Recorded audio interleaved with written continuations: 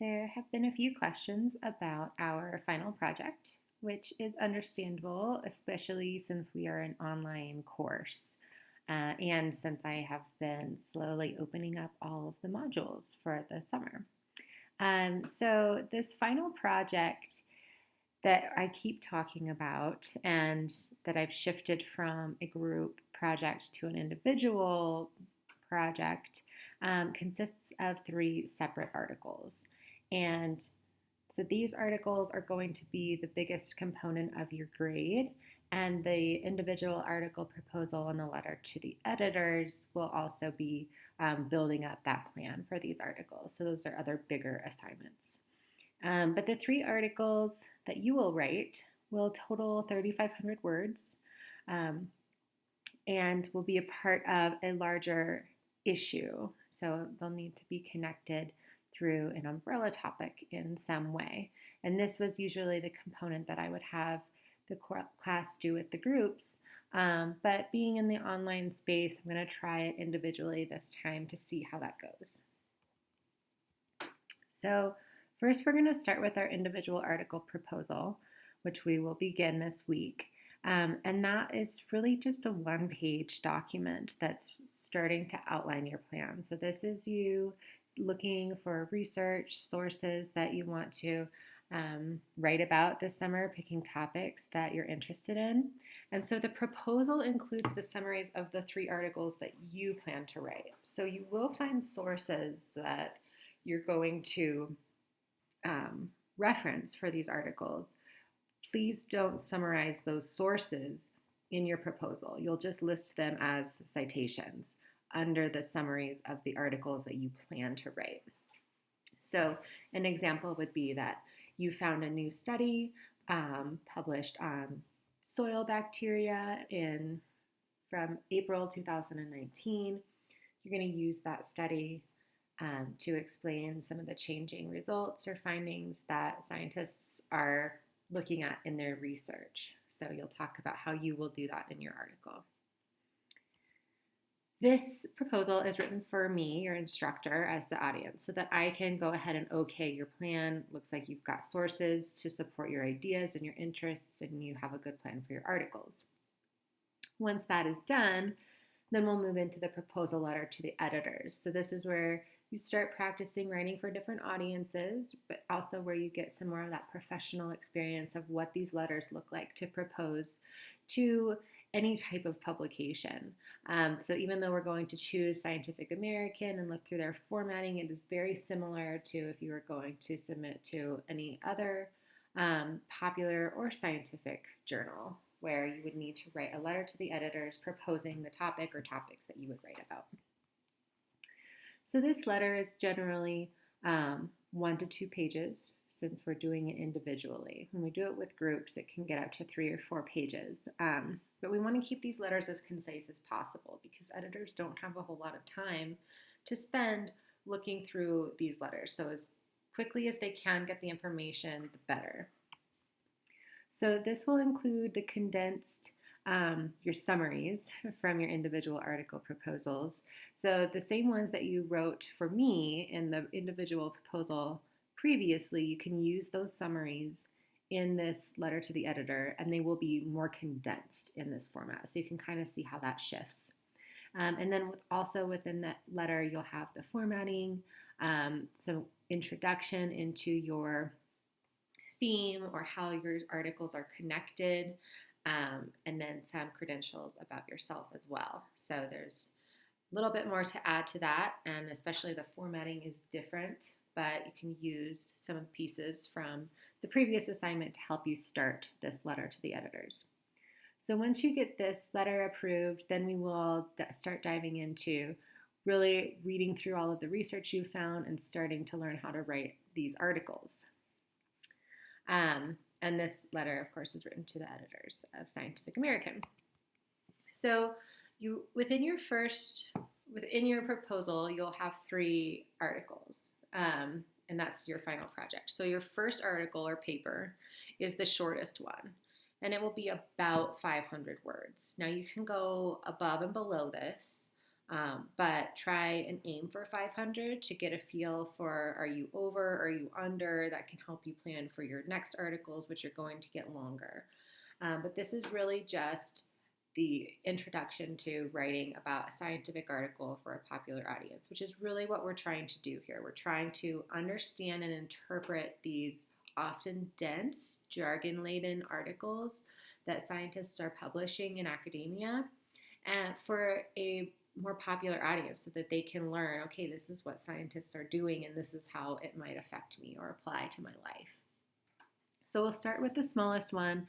It's about 500 words, and you will only use one scholarly source. So this is finding one current article, either through Web of Science, Academic Search Premier, Google Scholar. It needs to have been from 2017, 2018, or 2019. So the earlier the better, because editors are wanting to publish on the most up-to-date science and findings that are available. So finding one of those, this can't be a review article. It needs to be an actual experiment tested. There should be participants, whether they're animals or humans or plants. There should be control groups, things that you're looking at for methods, data collections, and results. So reading through that and then summarizing that in an article will be our first task. Then we will move into the second article or paper, and this one is a little bit longer. So this will show us kind of how we might compare two scholarly sources in one paper, so that we're doing pretty much the same thing within the first paper, but now we've got two articles. And this can be that you're comparing findings that are similar. So you're supporting these ideas that yes, this is likely a cause or a reason for something, or maybe the two sources that you found have contradicting results, and you're going to talk about why you think that is. Maybe it's because of the age, the different age groups of participants. Maybe it's because of the number of participants used in each study. Maybe it's because of the location. So really starting to think about how you can compare and contrast two separate scholarly experiments or articles within a scientific journal for a popular audience to understand. And this is really key here as well, because we want our readers to know that science isn't the be-all, end-all answer.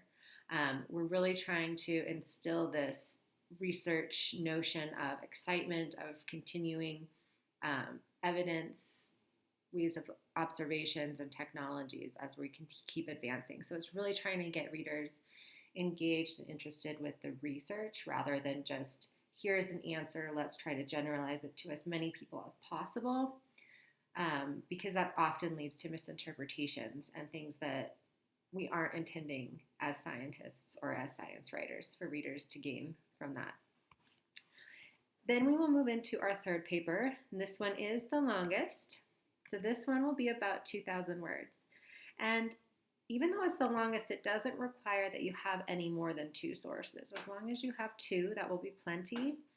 You can have more, especially if you want to bring in some historical articles to this one. If you've got the two that are current and you want to bring in one, from the 90s, 80s, even earlier, to show that this topic has really evolved and changed as technology has advanced, or as we've shifted our understanding of this particular science throughout time. So that can help you add more of that story component, so that we're thinking about the science and the research as a narrative that's happening through space and time. This can also help readers gain that understanding of what research is and what the goal of research is, and how we can learn from it in the ways that are more productive and helpful than some of the popular ways or common ways that we are seeing science being misinterpreted in the current media. So this third article can also include a story of a patient that could be real or fictitious, that you can kind of help readers empathize and connect to this topic. So if you're thinking of using prosthetics as one of your topics, you might introduce a person who had to have a limb amputated. and then what their life looked like before the new technology of prosthetics and then after, so that you could kind of show the before and the introduction, and then you could go through the different research studies that you found, and then the after and the end. So kind of bring it full circle, show your readers, what we can learn from research, how research can be applied in different ways, and even then, how it's going to continue. It's not finished, it's never done, but how will it advance in the future? So the 3 different lengths of articles are also found in Scientific American. The smallest article is usually labeled in advance, and those are found towards the beginning of Scientific American issues if you have a hard copy, or if you download the PDF of the issues, those will usually come at the front. And then the longer papers, that's 1,000 words, if you are looking through those articles in an online or PDF or hard copy format, those ones that are about 1,000 words will be about 2 to 4 pages, depending on how many pictures there are and graphs, how many visuals, the way it's set up. So about 2 to 4. And then the longer articles, the 2,000 word articles, are anywhere from 3 to even 8 pages, where you see that there's a lot of different diagrams and texts that go with those. So it's really helpful to get those examples and read through the differences of what's included in the longer ones, what's left out of the shorter ones, and also what kinds of text boxes and diagrams you might want to include, since all of that text will go towards your word count if it is created by you. So if you're using something like Piktochart or Canva or even PowerPoint or Word to create visuals that have text boxes in them, then that counts towards your word count, and often that's a big part of writing these articles. If you are copying and pasting a textual visual within your article, you can still do that if you think it's helpful for your reader's understanding, but then that doesn't count towards the word count.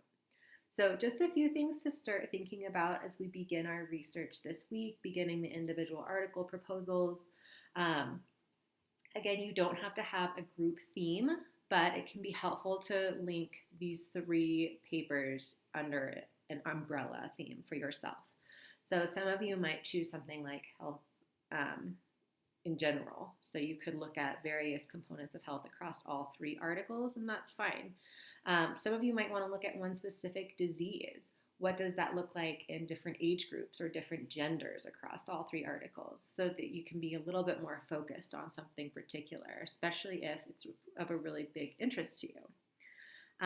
So really just trying to choose what is going to keep you excited about writing these papers, because writing is hard as it is, but having to write about something that we don't care about or aren't too excited about makes the process even more difficult. So really trying to find things that you're excited to read and learn about, or that you do know already and that you want to share or teach to others. So keeping those in mind, let me know if you have any more questions this week as we start this project. And I hope that these visuals were helpful in your understanding of this, but we will keep working on it, working through it together throughout the semester. Thanks.